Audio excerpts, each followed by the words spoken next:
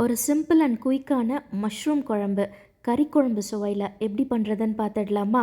அதுக்கு ஒரு குக்கரில் 4 ஸ்பூன் நல்லெண்ணெய் சேர்த்துக்கோங்க. எண்ணெய் காஞ்சதுக்கப்புறமா பிரிஞ்சி இலை, பட்டை, கிராம்பு, ஏலக்காய், 1/2 ஸ்பூன் சோம்பு, இதோட ஒரு பெரிய வெங்காயம் நீளவாக்கில் கட் பண்ணி சேர்த்துருக்கேன்.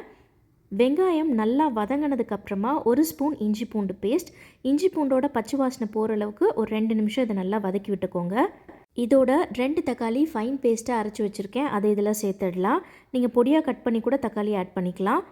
அடுத்து மசாலா ஐட்டம் சேர்த்துடலாம். தேவையான அளவு உப்பு, 1/2 ஸ்பூன் மஞ்சள் தூள், 1 ஸ்பூன் குழம்பு மிளகாய் தூள், 1/2 ஸ்பூன் காஷ்மீரி மிளகாய் தூள், 1/2 ஸ்பூன் கரம் மசாலா.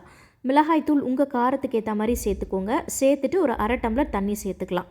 எல்லாத்தையும் நல்லா கலந்து விட்டுட்டு மசாலாவோட பச்சை வாசனை போய் எண்ணெய் நல்லா பிரிஞ்சு வரணும், அது வரையும் இது நல்லா கொதிக்கட்டும். இந்த மாதிரி எண்ணெய் நல்லா பிரிஞ்சு வந்ததுக்கப்புறமா நம்ம கட் பண்ணி வச்சுருக்கிற மஷ்ரூம் இதில் சேர்த்துடலாம். சேர்த்துட்டு ஒரு 1/4 டம்ளர் மட்டும் தண்ணி இதில் சேர்த்துக்கலாம், ஏன்னா மஷ்ரூம்லேருந்தே தண்ணி நல்லா விடும். சேர்த்துட்டு இதை ஒரு 3லேருந்து 4 நிமிஷம் இது நல்லா கொதிக்கட்டும்.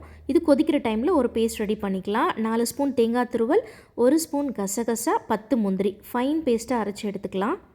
மஷ்ரூம் இங்கே நல்லா கொதிச்சதுக்கப்புறமா நம்ம அரைச்சி வச்சுருக்கிற பேஸ்ட் இதில் சேர்த்துக்கலாம்.